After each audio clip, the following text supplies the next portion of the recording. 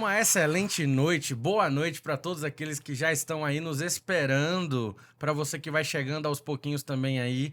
Todos muito bem-vindos nessa temporada maravilhosa do Podcast 2024 e hoje com convidados ilustres sempre é a meta, né, queridos? Então aqui deixa eu já passar a bola para o meu querido pastor Abraão. Seja muito bem-vindo, pastor. Obrigado. Mais uma vez nós estamos juntos aqui e é um privilégio muito gostoso poder sentar ao redor da mesa, refletir, discutir sobre questões relacionadas à vida, à história e aos nossos desafios. E hoje a gente tem um convidado muito especial conosco, que é o Judicley Santos. Ele é pastor da Igreja Batista do Jardim Botânico, no Rio de Janeiro, e presidente e fundador da editora Pronobis. Vamos ter uma conversa muito boa hoje sobre Batista. Seja bem-vindo, pastor. Uma Muito alegria lhe bem-vindo, receber pastor. aqui. Privilégio enorme da nossa parte, viu? Prazer, eu louvo a Deus pela oportunidade que a providência nos dá, satisfação poder conhecê-los e ver de perto o que Deus tem feito aqui na vida dos irmãos através de vocês. Enfim, estamos aqui para conversar e eu espero que seja uma conversa instrutiva, encorajadora, que os irmãos em casa, onde quer que estejam, também sejam encorajados. Muito bem. Ele é casado com Cláudia, pai do Leonardo. Você está há quanto tempo na igreja de Jardim Botânico? Há 7 anos. 7 anos. Agora em novembro eu completo 20 anos de pastorado, fui pastor 13 anos na Igreja Batista Betel e estou há 7 anos na Igreja Batista do Jardim Botânico, que Rio de foi a Janeiro. igreja que me acolheu no Rio e me enviou ao seminário. Eu sou um baiano da Caatinga. Ah, você é baiano. Eu sou de Jequié, qual é. Pai, Terra do Sol. Exato. Tenho parentes que lá moram. Crescemos na primeira igreja Batista de Jequié. Fui batizado por Jesse e Carlos Monteiro Eita, Costa. rapaz, grande. Tenho vários membros lá grande homem. da minha família que são da igreja ainda hoje. A igreja hoje é pastoreada pelo pastor Adelson, né? Adelson. Então, sou baiano. E estou no Rio há 30 anos. Fui para o Rio por um desígnio da Providência, me apaixonei pela cidade, me casei, lá estamos servindo, mas de tempos em tempos estamos por aqui para lembrar sempre das nossas raízes, da carne do sol, da boa farinha. É isso aí, seja muito bem-vindo a essa terra, a terra que mana azeite de dendê e muqueca. Com farinha da boa, porque paulista e carioca não sabem fazer farinha boa, não. Então, não vamos entrar nesse detalhe aqui que isso vai dar confusão. Mas me diga uma coisa, você é escritor, conferencista e tem alguns livros bastante interessantes. Geralmente os seus livros, como foi o início da editora Pronobis?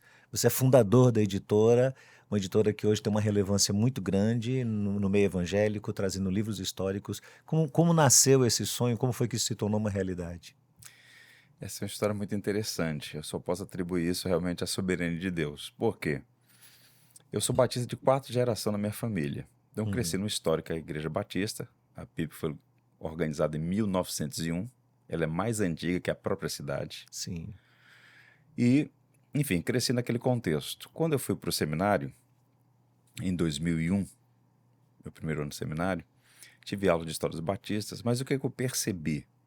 Tanto pela experiência na igreja local, aqui no interior da Bahia, quanto no Rio, já no contexto de estudante de teologia, que nós éramos ainda muito limitados no que tange as fontes primárias sobre a nossa história, sobre a nossa herança e tradição. Então, um indivíduo que por algum motivo não pudesse acessar essa história, essa herança, essa tradição em outros idiomas, sobretudo em inglês, ficava limitado.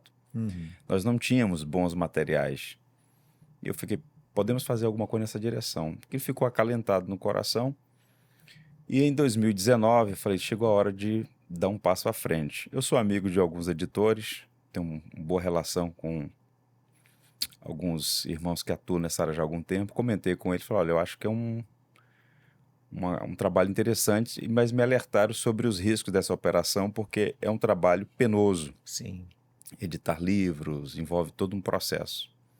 Eu falei, vou enfrentar. E começamos. Efetivamente, a editora começou no dia 18 de março de 2020 e publicamos a primeira obra, A Teologia Sistemática de James Boyce. James Boyce foi o grande arquiteto batista do Sul. Ele fundou o primeiro seminário batista no Sul, inclusive hoje é o maior, onde preside o Dr. Al Mohler. E a sistemática dele, até então, não tinha sido publicada em português. Publicamos, em março, logo em seguida veio a pandemia. Eu falei, pronto, como é que vai ficar isso? Mas, para minha surpresa e surpresa da nossa equipe, Em 4 meses nós esgotamos aquela edição, com Olha. tudo fechado. Então havia a nossa percepção que havia uma demanda. Uhum. Os batistas queriam conhecer mais sobre as suas origens. Existia uma necessidade não Necessidade. suprida, Aí né? começamos. Lançamos a sistemática do James Boyce, depois já temos na segunda edição. E de lá para cá são 55 títulos e temos mais pelo menos 70 para publicar aí nos próximos 2 anos. É muita coisa. Nós vamos voltar nesses livros aí, porque esse é um assunto interessante. Vamos até apresentar alguns deles aqui. Mas reza a lenda que um indivíduo batista, um membro de uma igreja batista, estava conversando com um católico, e o católico lhe disse: a igreja católica é mais antiga do que os batistas, porque nasceu primeiro e tal, e tal, e tal, e os batistas nasceram depois da reforma. E aí ele disse: negativo, nós temos o nome de Batista por causa de João Batista. Misericórdia. Desfaz esse equívoco. Existe, de fato, pelo menos na mente do ideário popular brasileiro. Mas muita gente pensa isso. Sim, com certeza. Muita sim, gente sim. pensa isso. Eu chamo isso de lenda landmarquista. Uhum. Porque, do ponto de vista documental, do ponto de vista histórico, o marco é início do século XVII na Inglaterra. Uhum. Antes disso, não é nada relacionado aos batistas. Essa ideia de que os batistas têm uma sucessão, né, uma linha sucessionária antiga, que remonta lá à teoria JJJ, Uhum. é uma lenda landmarquista porque isso surgiu no século XIX, está vinculado, sobretudo, a um homem chamado Graves, e aqui no Brasil, especialmente por conta de um panfleto, um opúsculo, chamado Rasto de Sangue, do James Carroll, em que foi popularizado para as pessoas que nós não temos nenhuma relação com a Reforma Protestante, porque nós sempre estivemos presentes na história com outros nomes. Uhum. E esse livro, Rasto de Sangue, ele é a porta de entrada dessa teoria landmarquista. E para fazer esse malabarismo e vincular os batistas a essa herança apostólica desde os dias de João Batista, eles fazem, então, várias manobras, inclusive associando os batistas a outros grupos, montanistas, Uhum. enfim, os albigenses, os valdenses e tal. Sempre tivemos presentes, com outros nomes. Uhum. Só que isso não se sustenta, não é? É bem verdade que as doutrinas que nós defendemos, ela sempre esteve presente na verdadeira Igreja de Jesus. São Mas semelhantes. batistas, o movimento batista surge efetivamente no século XVII. Na Inglaterra. Antes disso, na Inglaterra. Exato. Antes disso, você não tem absolutamente nada. E a relação dos batistas com os anabatistas, que também isso O nome é similar, não é? Anabatistas e batistas, mas vamos por parte. No século XVI, eclode a Reforma Protestante no continente. Então ela surge primariamente ali no contexto da Saxônia, onde fica hoje a Alemanha, e começa a avançar para vários estados e vários países da Europa continental. Suíça, vai para a Holanda, França, onde foi uma grande supressão do trabalho. Pois bem, mas dentro desse movimento reformado, ou a reforma protestante, ou adequado seria chamar reformas no plural, Sim. porque houve vários movimentos. A gente conhece mais a reforma magistral, Lutero, Calvino, Zwinglio, mas houve a reforma dos anabatistas, que era um movimento multifacetado, tá? Existem vários grupos de anabatistas. O termo anabatista era um xingamento, porque assim como cristãos do início, né? Exato, porque esses grupos, os anabatistas no plural, eles começaram a defender algumas proposições que confrontavam não apenas os dogmas da Igreja Romana, como também o próprio Estado, porque naquele momento havia uma relação muito estreita entre o Estado e a Igreja. Por exemplo, os anabatistas contestaram, por exemplo, o batismo de infantes. Sim. Naquela época não havia cartório. O batismo era a certidão de nascimento de um cidadão. Perfeito. Então, refutar ou rejeitar o batismo infantil era reordenar toda a estrutura do Estado europeu. Sim. Então, eles foram vistos como revolucionários. Não permitir que seus filhos fossem batizados.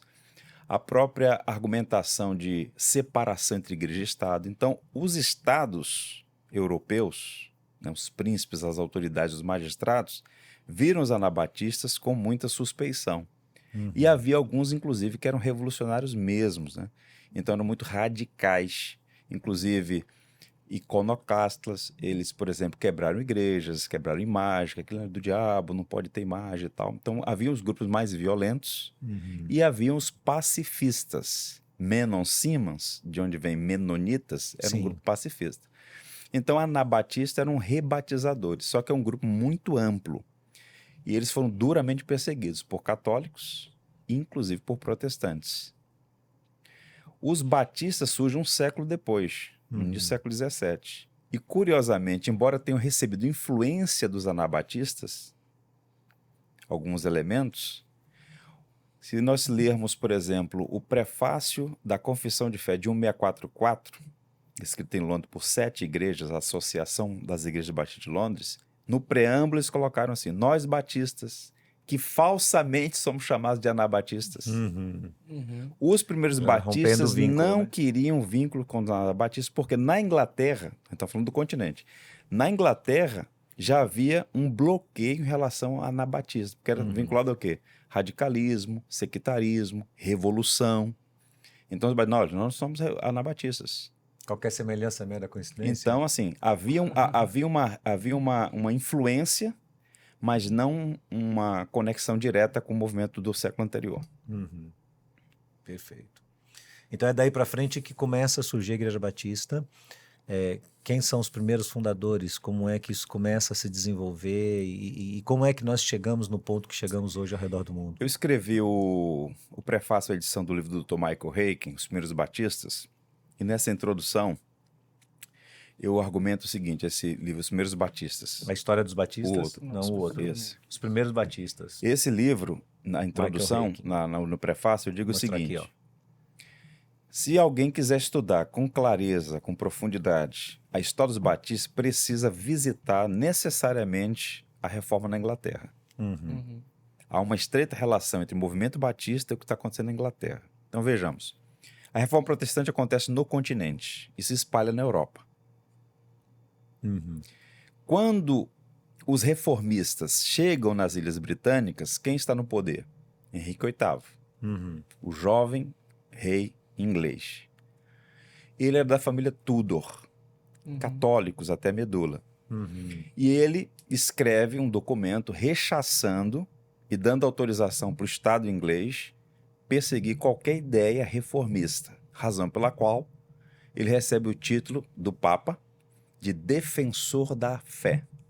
Então ele é um católico que vai fazer resistência a qualquer movimento reformista, diferente de outros estados. A Holanda, a própria Alemanha, os príncipes alemães, a própria França em alguns lugares, que receberam essas ideias reformistas. Pois bem, só que há um problema. Henrique se enamora de uma pessoa e ele já é casado. Ele é casado com Catarina de Aragão. Naquela época o divórcio era relativamente comum. Mas nesse caso tem um problema. Porque Catarina de Aragão é filha dos reis católicos que expulsaram os muçulmanos da Península Ibérica. Isabel e Fernando. E também ela é prima do imperador Carlos V. E o Papa agora se vê num problema. Como é que eu vou dar o divórcio, humilhar Catarina de Aragão e me indispor com os reis da Espanha e com o imperador? Só que Henrique VIII era diferente de tudo. Ele era muito ousado. É um homem diferenciado. Ele falou assim: ó, se o Papa não quer me dar o divórcio, eu crio minha própria igreja. Então ele estabelece o ato de supremacia, 1534, e cria a igreja anglicana. Ok. É uma igreja católica inglesa. Sim. Henrique continua, tem suas aventuras, vai casar mais de 6 vezes, 3 dessas mulheres ele manda matar, é uma problemática inteira. Mas quando ele falece, quem assume o trono é o seu filho, Eduardo VI. Eduardo VI é filho de Henrique e foi criado como um protestante, curiosamente, porque o principal autoridade eclesiástica da Inglaterra era reformado, Thomas Cranmer. Então, quando o filho de Henrique assume, ele é um rei protestante. Sim. E ele começa a promover as reformas. Ele era um jovem, inclusive ele é chamado de Josias da Europa. Porque ele tem aquela mentalidade reformista, ele começa a abraçar, cria os 39 artigos da Igreja Anglicana, que são artigos reformados. Ele cria o Dia da Bíblia. Você está aí em casa, assiste o Dia da Bíblia, comemora o Dia da Bíblia. Quando é o Dia da Bíblia? Segundo domingo de dezembro. Começou com ele. Um dia para a igreja celebrar a bênção da Bíblia. Segundo domingo do Advento, segundo domingo do mês de dezembro, começou com Eduardo VI. Só que ele vem a falecer, é uma história longa, e ao falecer, ele falece novo, com menos de 18 anos, quem assume é a irmã dele, católica. E aí começa a perseguição. Ela entra para a história como Maria a Sanguinária. Muita perseguição. Também vem a falecer, falece relativamente cedo, 40 e poucos anos, aí assume a famosa Elizabeth I. E ela inaugura a Era de Ouro da Inglaterra. Ela foi uma mulher notável. Sim. O reinado mais longo até então, só quebrado pela agora Rainha Elizabeth II. E nesse período, o que está acontecendo na Inglaterra? A Inglaterra, a igreja anglicana, ela é híbrida. Na sua teologia, ela é calvinista, porque ela recebeu a reforma de Genebra. Sim. Inclusive, a Bíblia mais usada lá era a Bíblia de Genebra. Mas na sua liturgia, ela carregava alguns traços do catolicismo. A indumentária do clérigo, o formato das igrejas, a liturgia. E alguns disseram, olha, que igreja reformada nós somos? Nós temos aqui resíduo do papismo. Essa é uma linguagem usada. Nós precisamos purificar a igreja. Aí surgiram os puritanos, que também não era uma palavra bonita, era um xingamento. Lá vem esses puritanos. Sim, nós queremos realmente purificar a igreja. Então surgiu uma tensão na Inglaterra entre aqueles vinculados à igreja anglicana, que queriam preservar a igreja do jeito que estava, e aqueles que promoviam a reforma, os puritanos. No meio desse conflito todo, dentro do movimento puritano, havia dois grupos. O grupo que ficou, esperando a providência, e o grupo que saiu. Desse grupo que saiu, chamado de separatismo em inglês, saiu um homem chamado John Smith. Ele era de Cambridge, um pároco, um padre anglicano, e como tantos outros, bebeu dessas fontes reformistas e não queriam mais esperar. Só que havia tensões políticas lá no reino, sobretudo depois da morte de Elizabeth I, porque ela fez um acordo elisabetano. O acordo era, olha, quem quiser ser católico, fica católico, quem quiser ser protestante, vamos manter a paz, vamos avançar economicamente. Ela inaugura a Era de Ouro da Inglaterra. A Inglaterra se torna uma potência a partir de Elizabeth. Então, por causa da perseguição depois da morte dela, ele vai para a Holanda. Na Holanda, ele se vincula aos menonitas. Aí ele se rebatiza, aquele processo todo. Só que ele é um homem muito confuso, esse John Smith. Né? Além de se auto-batizar e depois batizar os seus, ele vai negar algumas doutrinas básicas da fé. Tanto é que Thomas Hewes, um que estava com ele, volta e funda a primeira igreja batista em solo inglês, 1612. Essa é a história da primeira igreja batista com registro. 1612 na Inglaterra. Essa que é na Inglaterra. Mas por que alguns escritos falam sobre, de fato, a primeira igreja batista ser na Holanda? Existe essa divergência ou não? O que acontece? A primeira igreja batista, o primeiro grupo de batistas, eles vão para a Holanda, de fato. Eles se vinculam a uma igreja menonita lá. Entendi. Chamada Waterland. Tem conflito entre eles, mas organizar a mesma igreja e tal, 1612 na Inglaterra. De fato, um primeiro grupo lá, 1608, 1609. Mas na Inglaterra surge a primeira igreja, é uma igreja batista geral. Por que geral? Porque eles acreditavam na expiação, tinha sido para todos, né? 1612. Mais à frente, na década de 30, 1638, 1639, surge a igreja batista particular, vinculada a um homem chamado Henry J. Cobb e Henry Jesse. Então os batistas surgem nesse primeiro movimento aí do século XVII, recebendo influência da Holanda e do continente e da Suíça na Inglaterra. 1612, primeira igreja batista geral, e 1638, 39, a primeira igreja batista particular. Uau. É uma história que tem uma relação.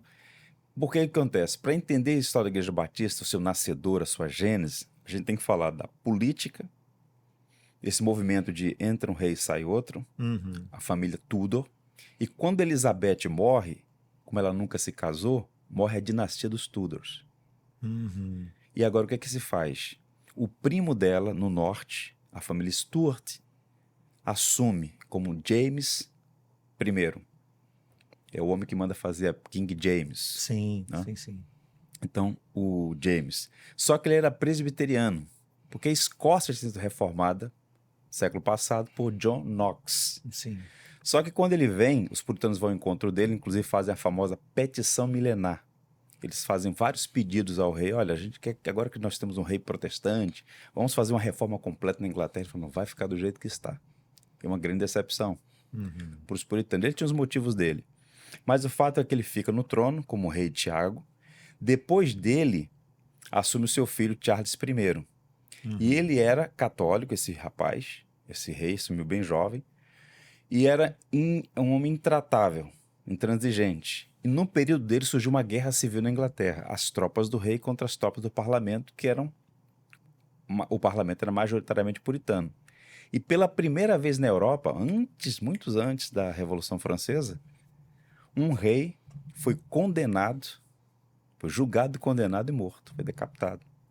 E a Inglaterra, por um período de tempo, foi uma república, né? Sob o protetorado de Oliver Cromwell. E nesse período, os batistas cresceram exponencialmente, porque foi um período de liberdade religiosa. Com a restauração da monarquia, com Charles II, volta mais uma vez um período de perseguição. É nesse tempo que você está tendo dois movimentos. Gente indo embora para o continente, gente indo para as colônias inglesas. O que está acontecendo do outro lado do Atlântico? A fundação da primeira igreja batista nos Estados Unidos. Que era a colônia. Roger Williams, era as colônia. 13 colônias inglesas. Sim. Então, assim, estudar a história da igreja batista é estudar esses movimentos políticos, sociais e econômicos no contexto da Uma aula de Inglaterra. Geopolítica, praticamente, Agora, sua né? memória é privilegiadíssima, né? Fantástica, assim. Você consegue lembrar De data e a datas nome. e nomes. Eu tô tentando lembrar que ano foi que eu nasci aqui, não tô conseguindo lembrar, viu? Me fizeram ler 1000 páginas só sobre isso aí, cara. Pouco eu lembro, viu? Tenho que ficar revisitando o tempo todo pra não falar besteira. Mas é uma história muito interessante porque a gente tem duas maneiras de fazer a leitura da história. Simplesmente memorizar datas e personagens ou ver o caminho da providência nisso. Você trabalhando a sequência de tudo que aconteceu. O que Deus está fazendo através disso. Veja, o que está acontecendo? Olha, século XVI é um século que é uma virada de chave na história da humanidade. É o século das descobertas. Você tem a prensa, as grandes navegações, a renascença. Vários fenômenos estão acontecendo. E a Península Ibérica se torna a grande potência do mundo. Portugal e Espanha. 1492, você tem a expulsão dos mouros da parte final ali, onde é Granada. Quem consegue essa proeza é Isabela de Castela e Fernando de Aragão. Ela está em Granada, no sul da Espanha, libertou a Península Ibérica depois de tanto tempo, né? Mais de quase 1000 anos de opressão muçulmana na Península Ibérica. E quem chega para ela e pede cartas para desbravar o novo mundo? Cristóvão Colombo. Ou seja, os ibéricos, né, portugueses e espanhóis estão atravessando os mares, avançando. Os ingleses estão disputando problemas de... Quando a Elizabeth assume, ela fala assim, olha, chega, vamos fazer esse acordo religioso para a gente poder avançar também. Inaugura uma era de ouro.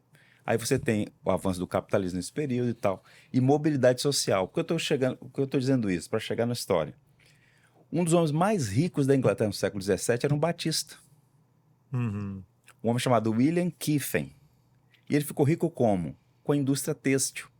Porque naquela época o capitalismo está em emergência, começa a surgir empresa, ele começa a ganhar dinheiro e ele usa os recursos e a influência dele para promover o evangelho. Impressionante. Impressionante. Ele fundou várias igrejas no sul da Inglaterra, usou recursos e influência dele para soltar irmãos na fé que tinham sido presos. Só de uma vez ele libertou 12 pastores batistas gerais que iam ser enforcados por terem se levantado contra o Estado, supostamente. Ele pagou. Tem até uma história sobre ele, né, que o rei da Inglaterra chamou ele no palácio e falou assim, eu preciso falar com você. Eu preciso de 40 mil libras emprestadas. Aí ele falou assim, quem sou eu para emprestar ao rei tamanha quantia? Eu sou indigno. Eu não vou lhe emprestar, meu rei, eu vou lhe doar. Eu vou lhe doar aqui 10 mil libras. Aí quando ele saiu do palácio, ele virou para mim e falou assim, economizei 30 mil. É porque ele não ia receber de qualquer jeito, mas é Então, William Keefe, então assim, esse movimento, então ele patrocinou a obra missionária, foi um homem notável.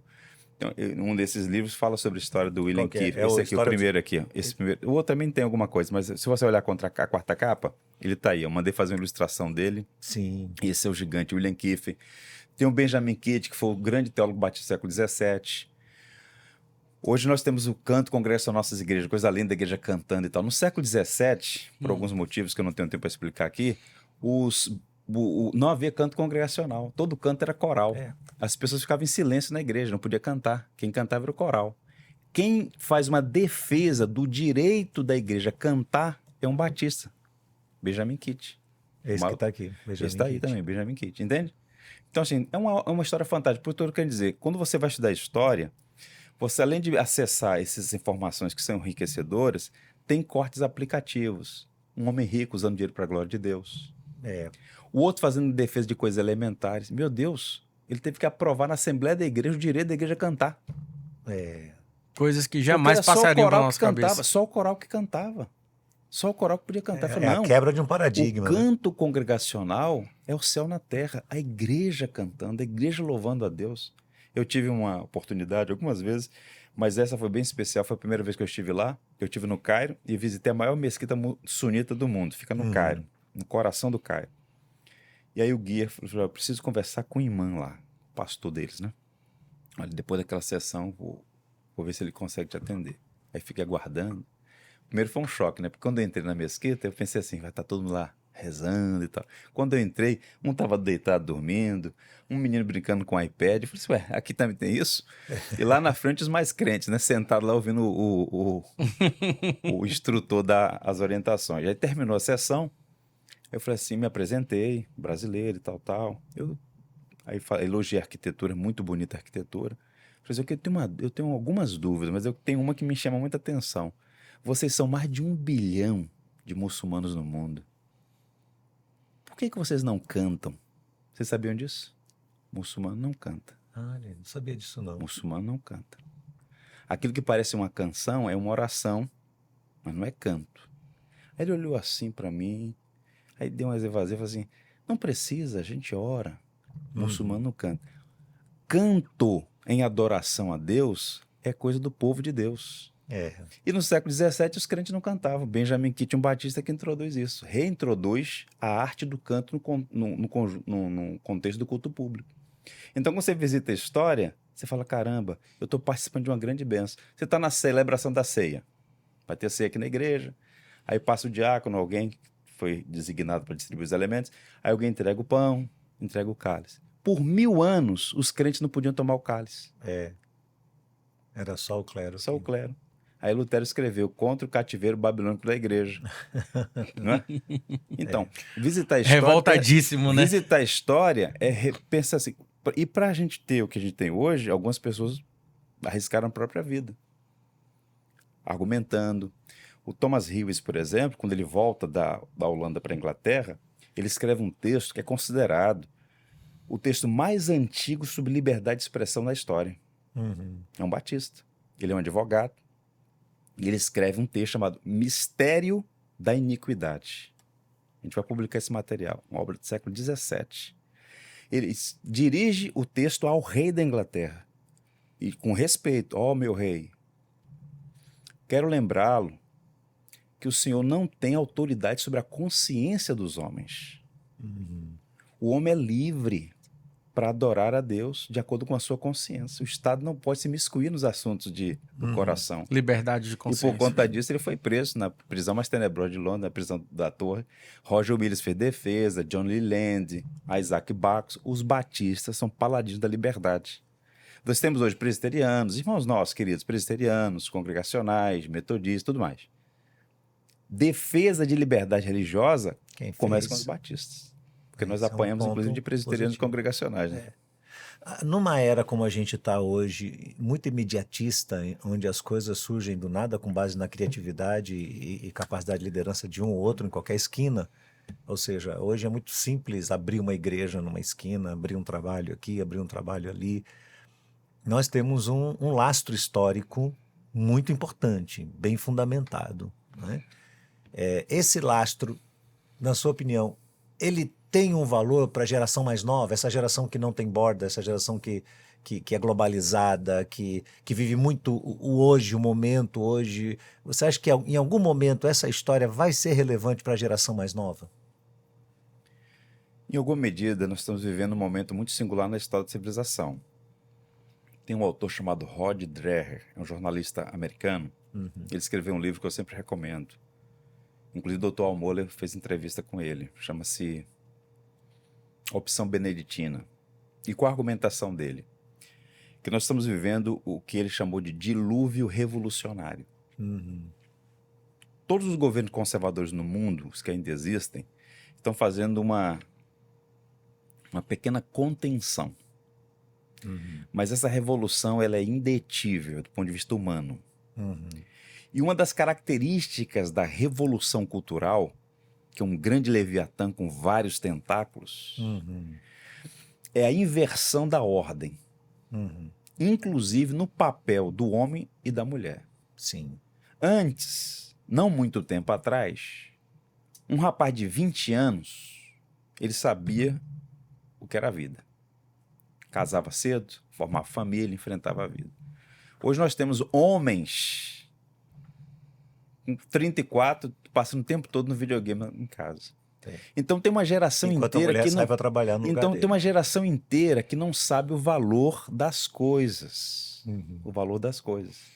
Liberdade, né? Direitos que custaram muito, mas muito, inclusive o sangue de pessoas, né? Então nós temos uma herança que precisa ser redescoberta e valorizada. E no Brasil nós temos um agravante que o brasileiro, em linhas gerais, ele não aprecia história. Pedro Lessa era um jornalista no Rio e dizia que de 15 em 15 anos o brasileiro esquece o que aconteceu nos últimos 15 anos. Então, esse é o fenômeno, né? Se sair pelas ruas aqui e perguntar quem foi José Bonifácio, o pai da independência. Morreu exilado na ilha de Paquetá, no Rio de Janeiro. O túmulo dele está lá, ninguém visita. Então, um país sem memória.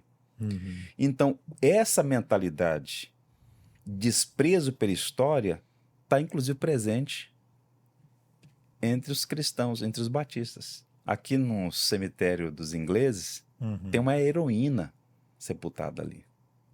Catarina Taylor. Chegou aqui com 20 anos, morreu com 32. Fez um trabalho extraordinário. Está sepultada aqui. A primeira esposa de Zacarias Taylor. Então, história, como diziam os antigos, são os atos redentivos de Deus. Que Deus fez. O Salmo 78 fala sobre isso. O que Deus fez, não encobriremos aos nossos filhos. No passado recente, todas as igrejas tinham uma classe de história. Você tem que saber a sua história. Então veja o irmão, ainda há pouco a gente conversando aqui. Está tendo hoje esse movimento de trânsito de membresia. Sim. Hoje nós perdemos as raízes. Existem motivos justos para se trocar de igreja. Geografia, você mudou de um estado para outro, uma cidade. Uma questão doutrinal grave, enfim, existem motivos legítimos. Mas hoje existe uma falta de consistência, raiz. As pessoas mudam muito, mudam de igreja como mudam de roupa, beleza. Isso é o que está acontecendo. Então é necessário você ter uma classe de membresia para fazer uma triagem. Por que você está vindo para cá?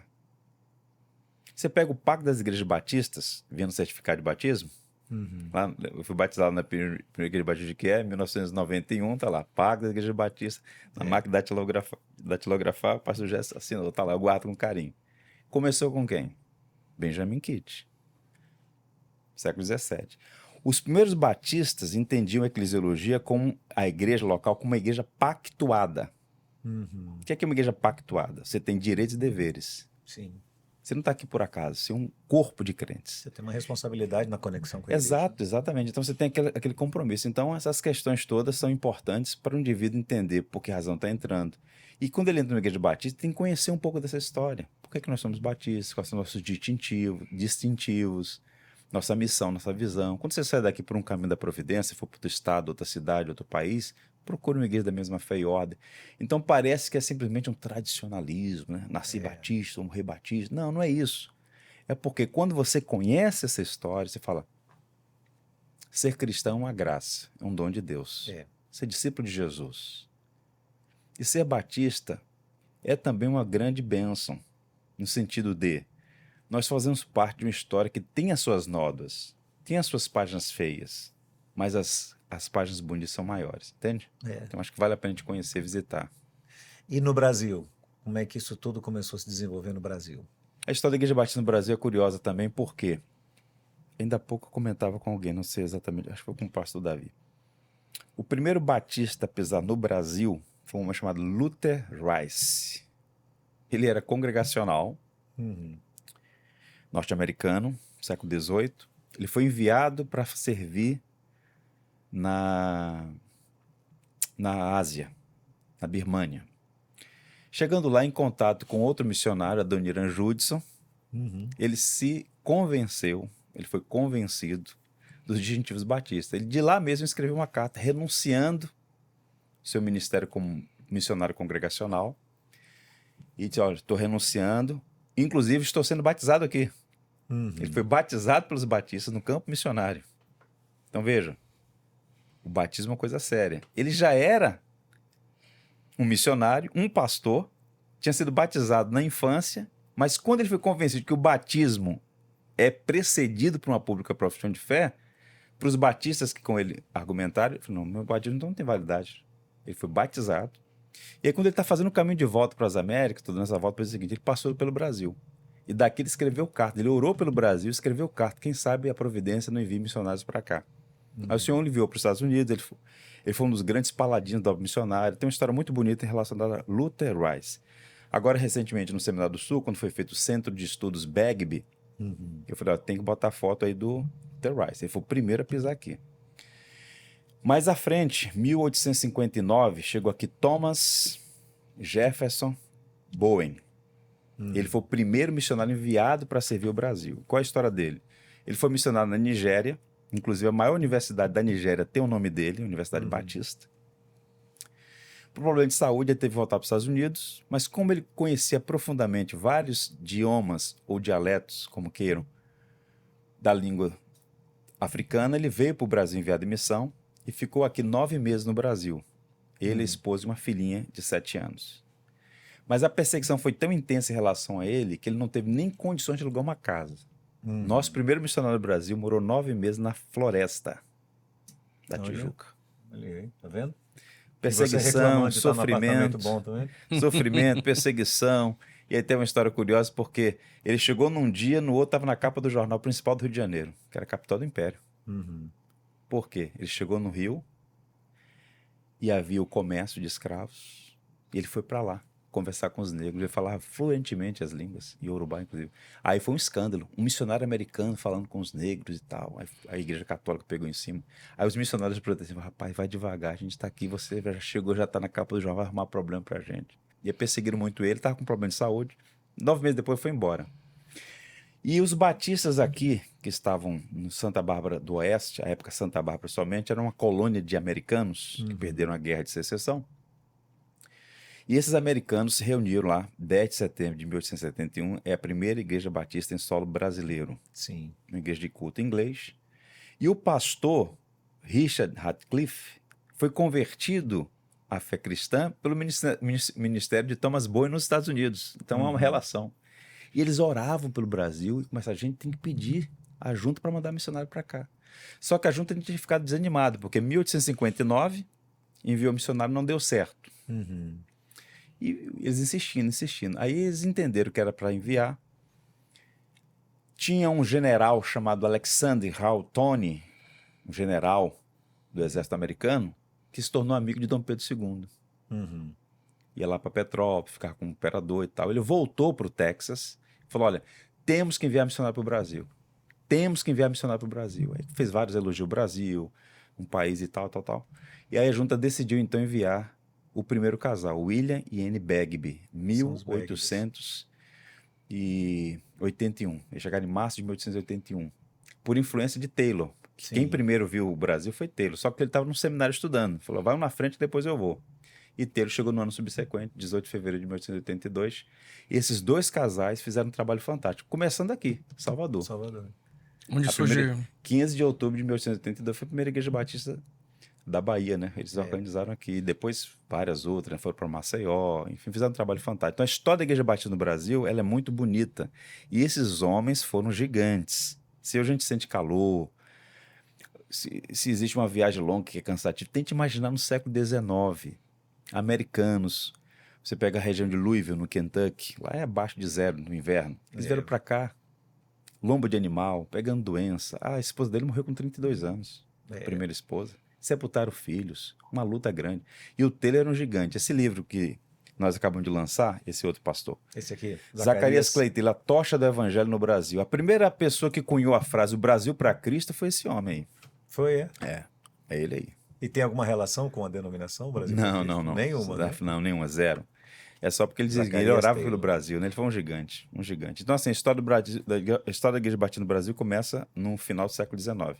E eram novos, né? Todos eles, assim, na grande Ele maioria. casou com 25, ela tinha 20. Casou-se em dezembro, em fevereiro estava desembarcando aqui 2 meses depois. Para serem missionários. E ele era polivalente. Ele era teólogo, ele era escritor, escreveu vários panfletos, ele era um homem de grande envergadura intelectual, ele era um estrategista. Ele que organizou a primeira prensa, o Ecos da Verdade. O Jornal Batista começa Sim. com ele, Ecos da Verdade. Quando a coisa começou a ganhar volume, ele conseguiu comprar com muito custo uma máquina alemã. Começou a fazer aqui, ó, rodar livro aqui em Salvador. Uhum. Aí ele percebeu que estava com muitas frentes, organizando igreja, Santo Antônio de Jesus. Tem fotos dele batizando no Rio Valença, região Riuna. lá. Foi para Gandu, passou por Jequié, vai para Maceió, foi Piauí, foi para o Maranhão. Esse homem fez um trabalho hercúleo, 27 anos dedicando a vida. Quando ele percebeu que precisava de mais gente, o que ele fez? Eu preciso formar uma equipe pastoral. Uhum. Aí ele convidou o primeiro teólogo batista no Brasil com doutorado, William Etminger, está sepultado lá em Petrópolis, um gigante também. Aí ele pegou o maquinário, levou para o Rio de Janeiro e organizou a Casa Publicadora Batista, que depois vai ser a Juerp. Olha aí. Então esses homens são os mentores, esses homens são os arquitetos dessa obra. Então quando a gente olha para o Brasil Batista, nós somos hoje 15 mil igrejas e congregações, 15 mil.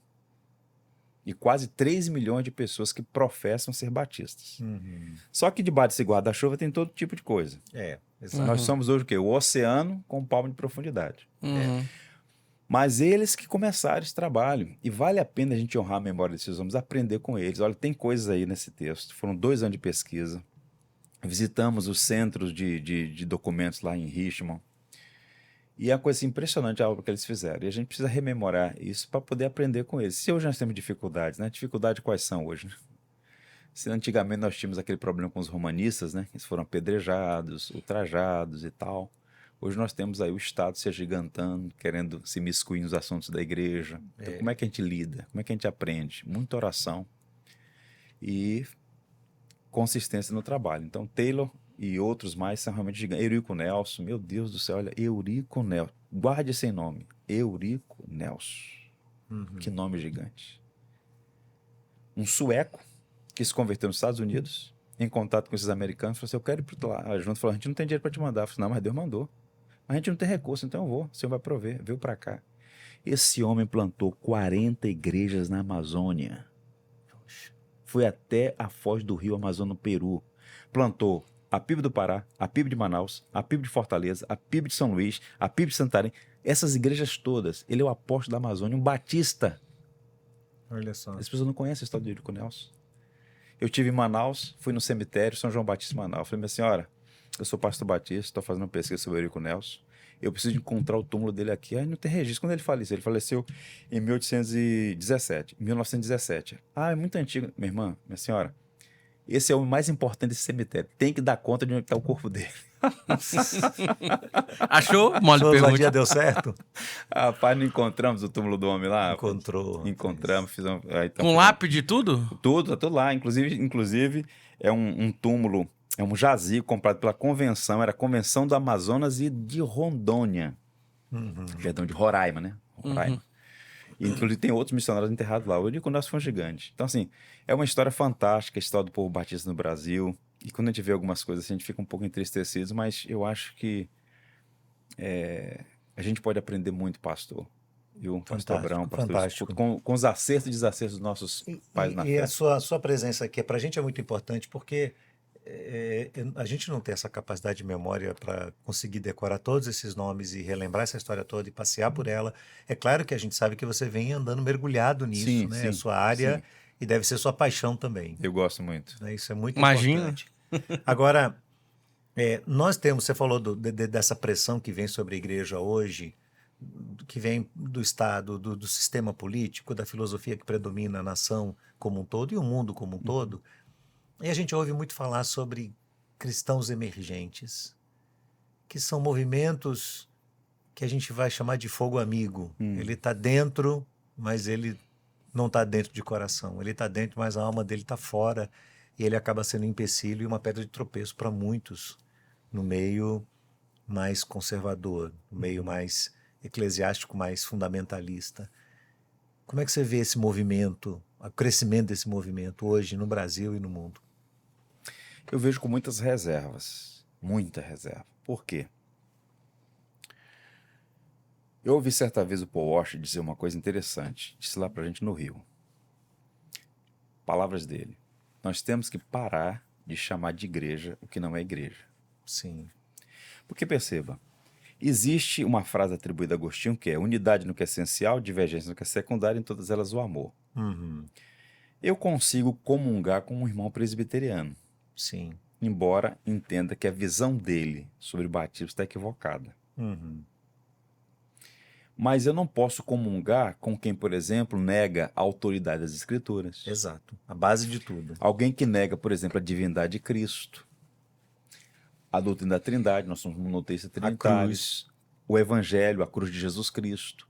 E o que acontece? Boa parte desses movimentos acaba por suprimir ou ignorar ou desprezar, de forma aberta ou velada, aquilo que é mais importante na fé cristã.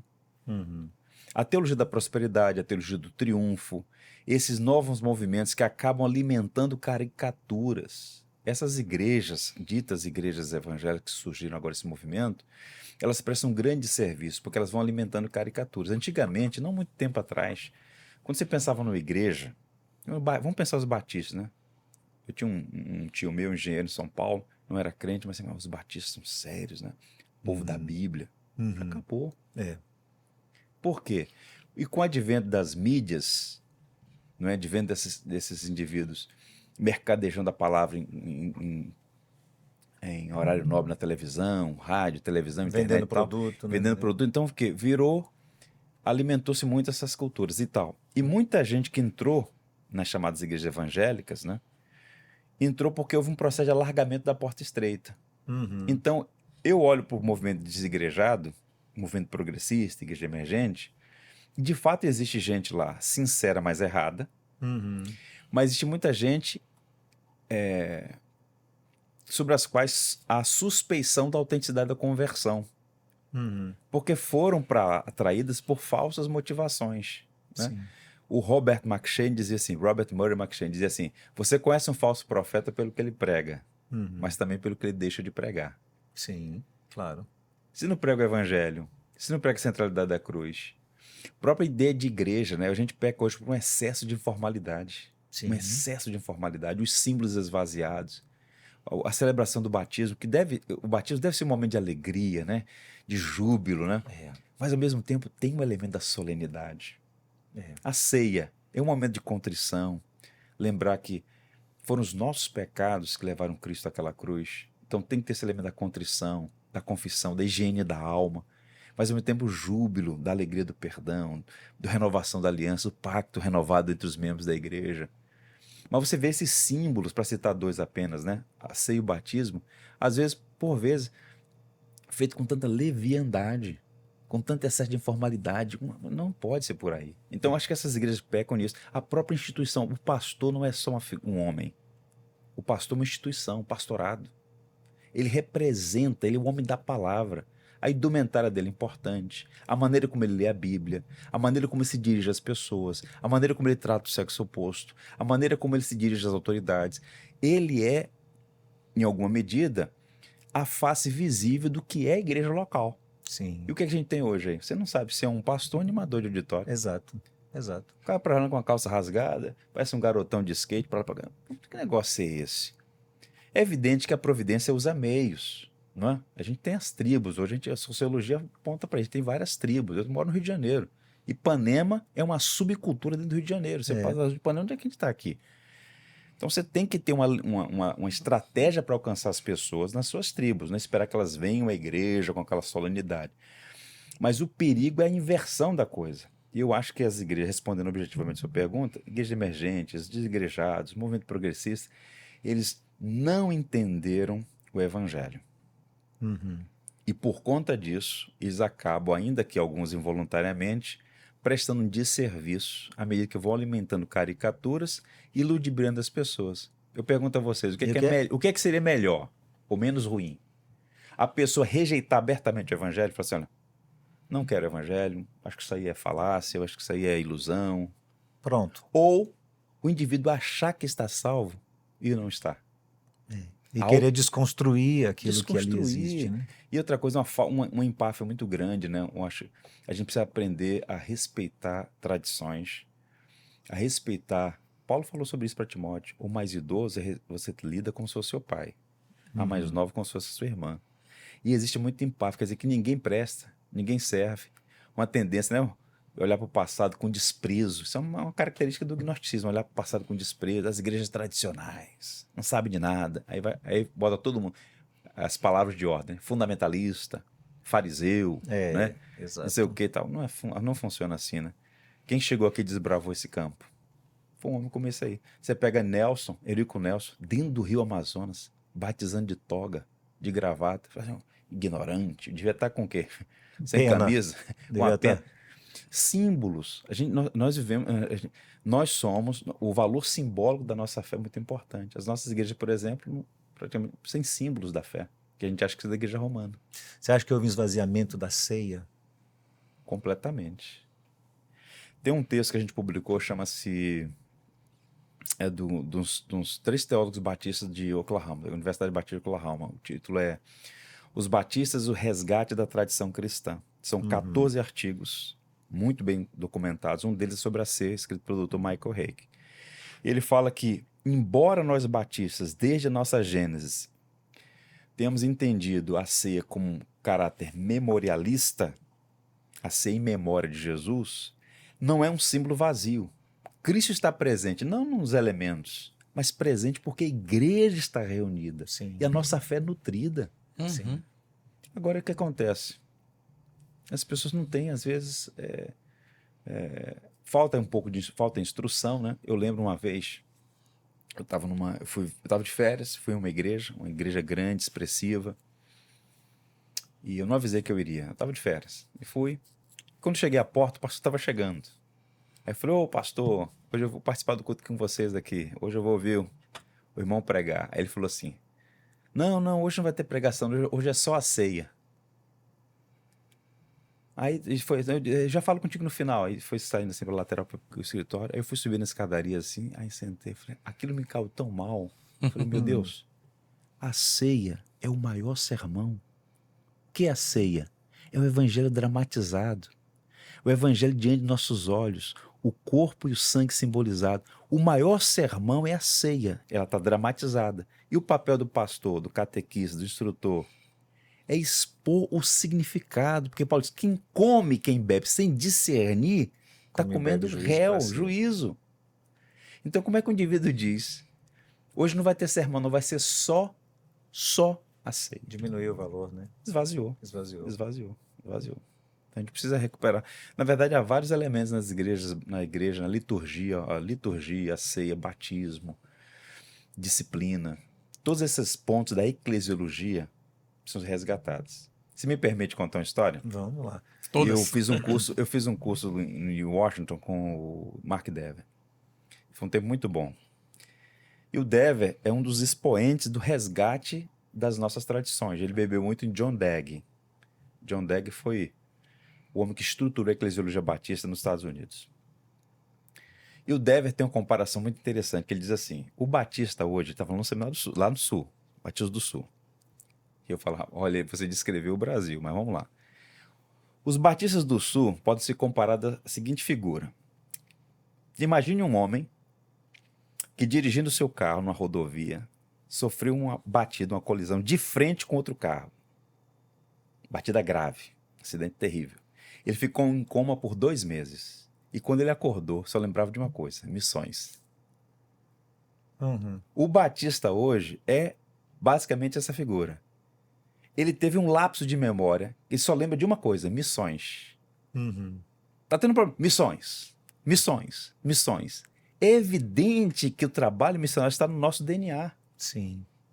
O século XIX foi o século das missões, e começou com os batistas. 1792, a fundação da primeira Sociedade Batista Missionária em Londres. Uhum. Carey, Andrew Fuller e mais 10 homens. 12 homens foram organizados a primeira sociedade. E depois disso, os outros vieram no bojo. Começou com a gente. O DNA missionário está conosco. No entanto, quando você reduz tudo ao trabalho missionário, ou, ainda que inadvertidamente, usa o trabalho missionário como cortina de fumaça, não é só isso. O que adianta você sair para evangelizar?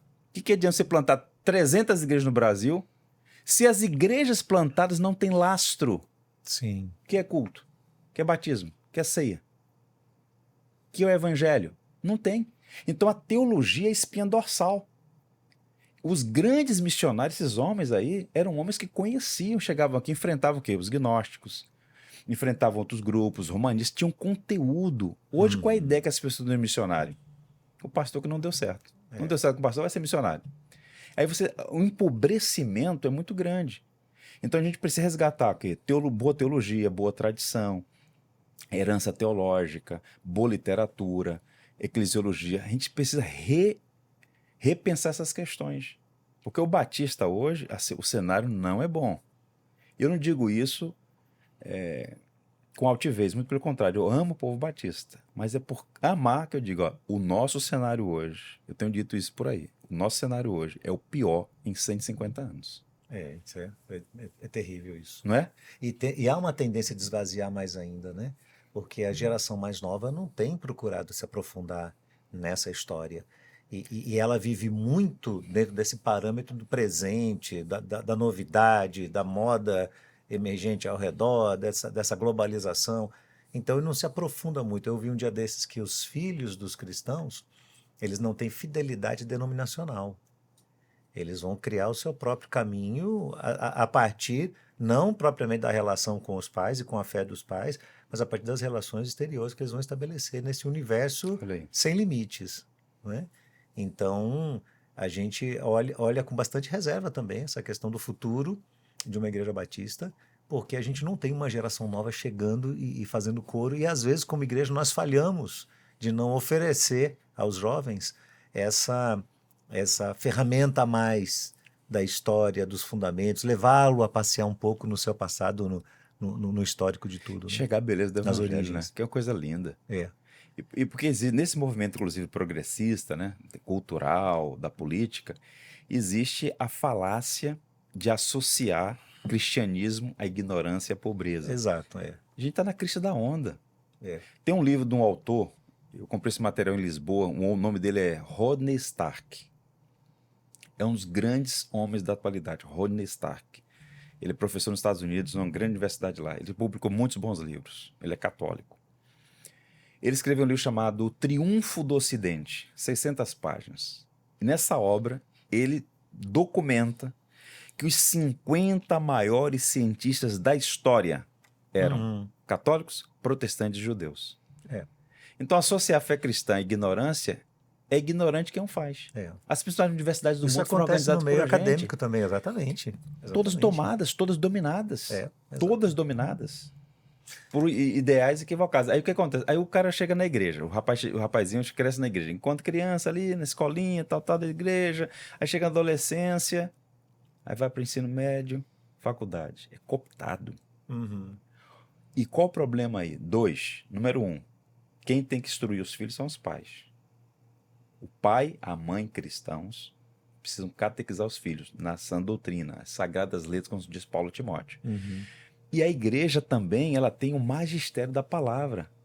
O jovem aprende química, física, 3, 4 idiomas, álgebra, uma complexidade de coisas. Não pode entender teologia.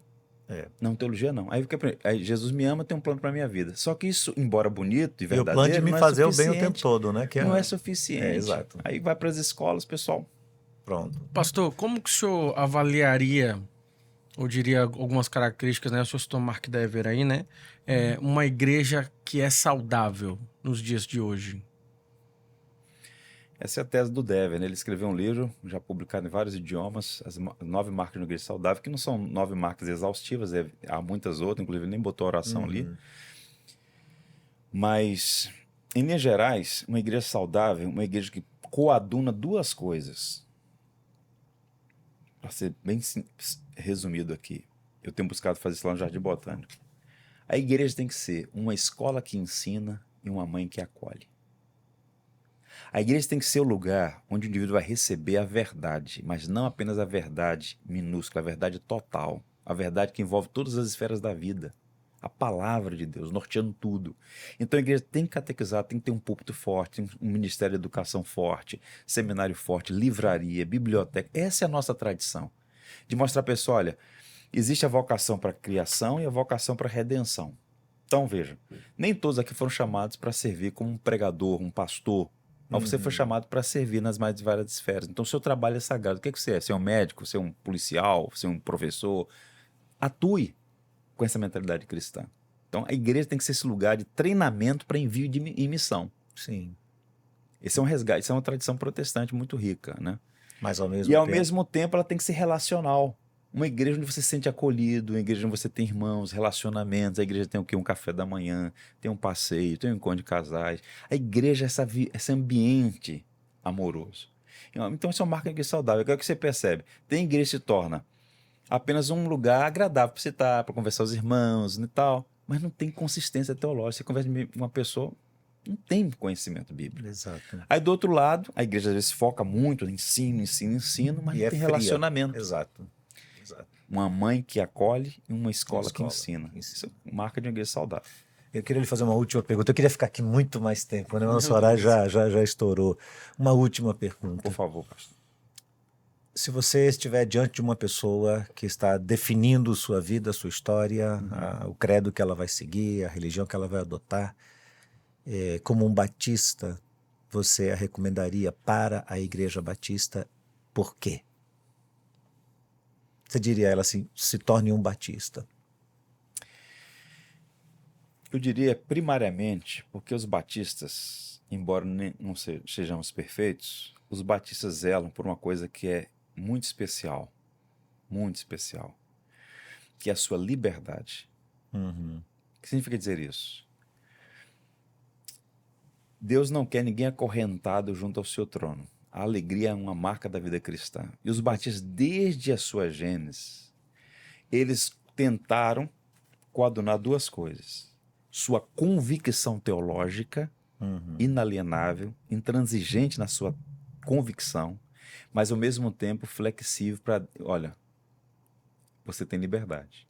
Quando Roger Williams fundou a primeira igreja batista nos Estados Unidos, ele escreveu um documento que está lá na porta da igreja hoje. O documento é assim, aqui, porque ele foi perseguido, lá na Bahia, Massachusetts, aqui você pode ser turco, judeu ou ateu.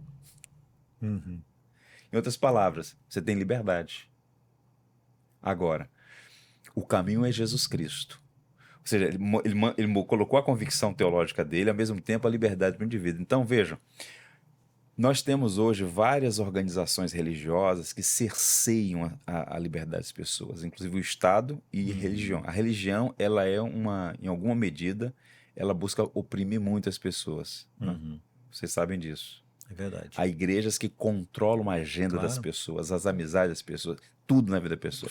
Famosa cobertura espiritual. A igreja batista, ela sempre zelou pela liberdade. Convicção teológica e ao mesmo tempo liberdade. Então eu diria para essa pessoa que está nos assistindo, eu diria para você, procure uma igreja batista.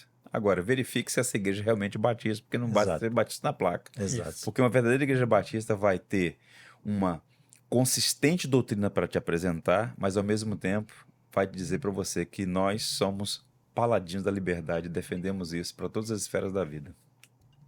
Muito bom. Muito bom, perfeito.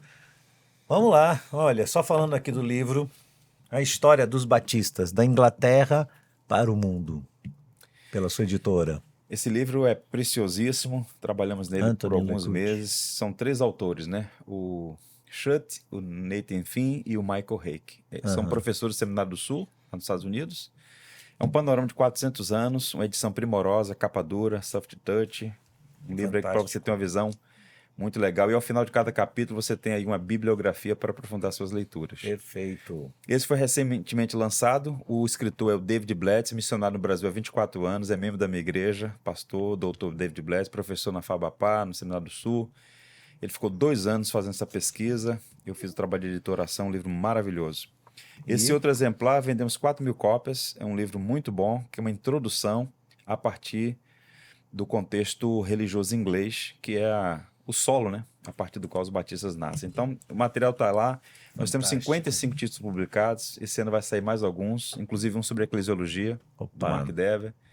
Se vocês puderem conhecer nosso trabalho, está lá www.pronobis.com.br. Pronobis é um termo em latim, significa por nós. Então, a ideia é a graça de Deus por nós na pessoa de Jesus Cristo. Fantástico. Amém. Muito obrigado, meu irmão. Eu que agradeço o carinho de Só vocês. reforçando, né, o site que o pastor aqui acabou de recitar aí, né, pronobis.com.br, a gente vai deixar na descrição aqui do nosso episódio para que você tenha esse privilégio, não é só oportunidade, não, privilégio de acessar esses títulos lá e fazer esse investimento para o seu conhecimento. Aprofundar um pouco mais. Porque ser batista hoje, talvez a gente não tivesse tanta consciência ao chegar aqui, mas custou caro para muitas pessoas, né, pastor? Muito. Gente, a gente quer agradecer ao senhor, pastor, por esse aceito de convite assim tão especial, né? A gente está aqui muito feliz por desfrutar desse banquete de conhecimento e a gente quer, por meio desse episódio, também encorajar todos aqueles que nos escutam, que nos acompanham, nos assistem, a buscar mais saber da nossa própria história como batistas, porque é por causa dela que estamos aqui hoje. Tem rede social? Tem sim. Tem lá a rede da Pronobis, né? Enquanto editora, e a minha é Judy Clay. O nome desse vocês vão achar o meu. J-U-D-I-C-L-A-Y. Ok. Tá certo. Judy Clay, só isso. Só Arroba isso. Judy Clay. Muito bem. Para todos os pod lovers é uma expressão, viu, pastor, carinhosa que a gente usa aqui. Eu nem fiquei muito assim de falar hoje no início, mas eu sei que tem aí a galera pod lover dos problemas, né? Dos pod questions da vida aí acompanhando conosco. Fique com Deus. A gente tá muito feliz pela sua presença até aqui esse momento. Compartilhe aí esse link. Certamente vai abençoar a vida de outras pessoas. Fomos muito abençoados aqui hoje. Muito abençoados pelo que vivemos né? hoje aqui. É gostoso a gente poder passear de novo na história, olhando para a nossa própria origem, ver que a gente tem um lastro, tem uma base e que ela é sólida, conduzida aí pelo nosso Deus. Muito obrigado. Que Deus lhe abençoe junto com Amém, sua querido. família e o seu ministério também. Muito obrigado, pastores. É isso aí, querido. Nós estamos ficando por aqui e até o próximo encontro episódio. Pode? Deus abençoe.